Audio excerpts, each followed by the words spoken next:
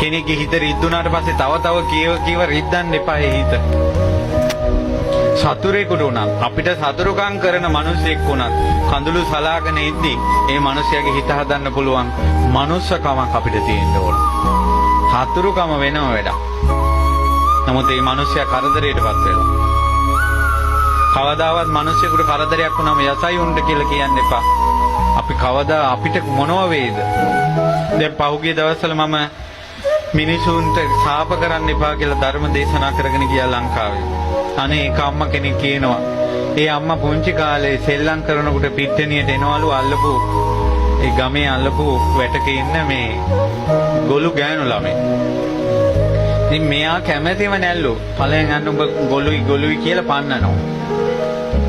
ඉතින් පස්සේ කාලේ මෙයා මේ කසාද බැන්දලා දරුවෝ 3 දෙනෙක් ඉපදුණා 3 දෙනාම ගොළුයි.